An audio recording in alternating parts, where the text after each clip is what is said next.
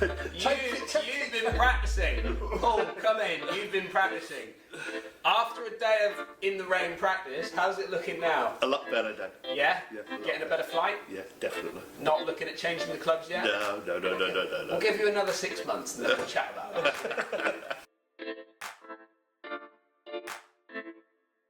Hi guys, Dan Hendriksen here at Torquay Golf Club. I'm in the studio today.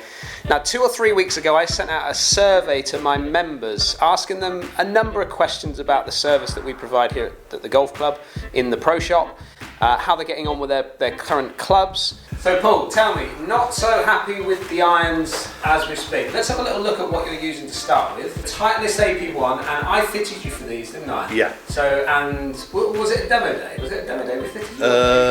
Yeah, I think it was. Yeah, demo day. So, and we went through a fitting process, and these at the time were the irons that were suiting your game the best. Yeah. We got some really good numbers with them. Handicap, what happened with your handicap this year? It come down from 18 to 13. Great. But I want to push it on to 10 if I can this year, and I'm finding that these are going so high and I'm not getting a penetrating flight with them no more. So that is really quite good. Now what Paul is saying here is that, Paul practices a lot, plays a lot of golf, loves his practice, and he, over time, his handicap obviously coming down from 18 to 13, so he started off with these irons at 18, he's now moved to 13. So his game is improving, his skill level is getting better all the time, and therefore we're now going to check whether these clubs are still right for him or whether we can get him into something that maybe creates the flight that he kind of wants from his new game, should we say.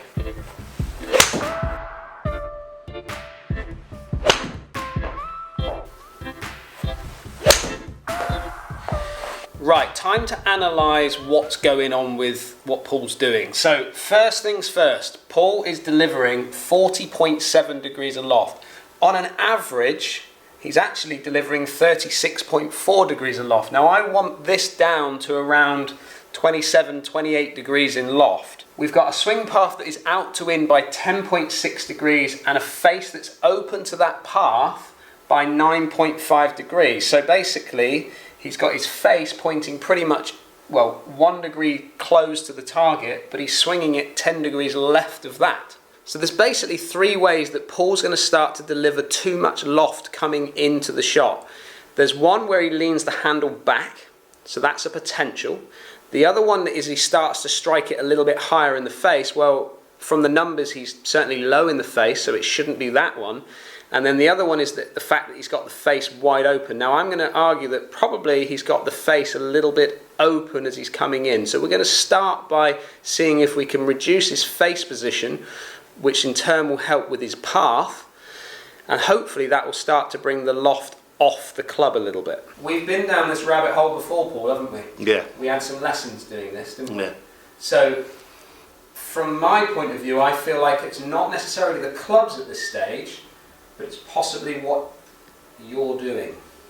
We're going to have a little look at this grip here. So this grip is looking, to me, I can't see these kind of 2 knuckles over here.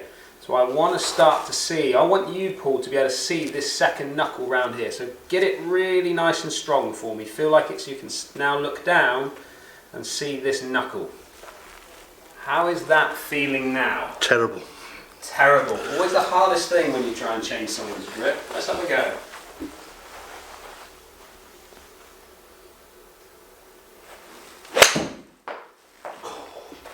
Right, so first swing went a little bit left, didn't it, on us? So then I want you to start to feel, just like we did 12 months ago, of trying to get that feeling like you're swinging more in and away from you. So inside here, and then out into the right hand side. Just because that grip is now a lot stronger, it can cope with this type of swing.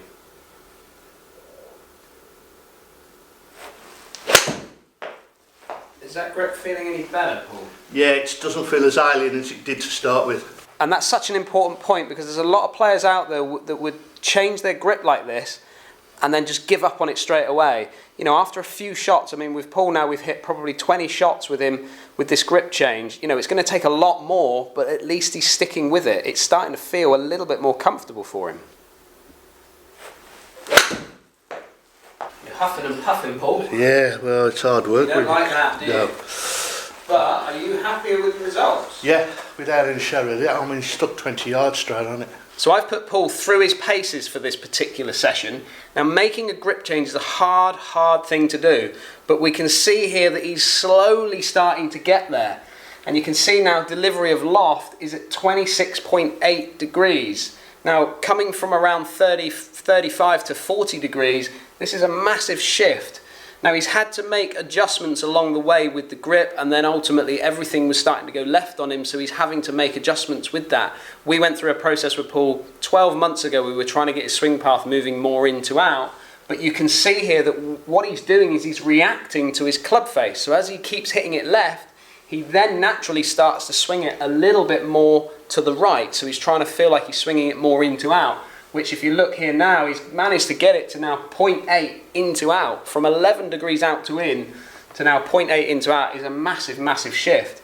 His angle of attack is still down on the ball. His strike performance is a little bit poor, but again, we're going to have to work on that over time. He's going to have to hit lots of balls on the range to figure that out. But it just shows that even though Paul was thinking that maybe the clubs were starting to hurt his game, actually what he's done is he's slipped back into an old way of playing golf. Don't get me wrong, it's got him down from 18 to 13 handicap, so he's doing really well. But ultimately you can see there that if we can get him to just take a little bit more loft off that club by changing the way in which he's delivering the club, it's going to give him a massive amount more distance. And what did we say, 20 yards? So you've gone from an average of 114 to 134 on a carry with a 7-iron. Yeah.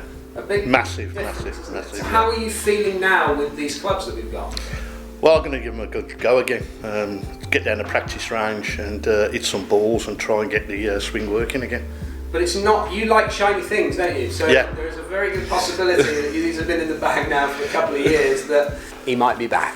So put your comments down below. Is this something that you've kind of gone through yourself, where you've thought about maybe changing clubs because of what they're giving you, or your handicap is reduced so you think maybe you want a different set of clubs? These are working really well for Paul. He needs to now go away and work on this technique, and then we can reassess what happens with his game after this. Also, if you're new to the channel, don't forget to subscribe and hit that bell and give us a little thumbs up if you like what you're seeing. Thank you very much for watching. We look forward to catching up with you soon. For a successful day, one happy customer. Successful day it is.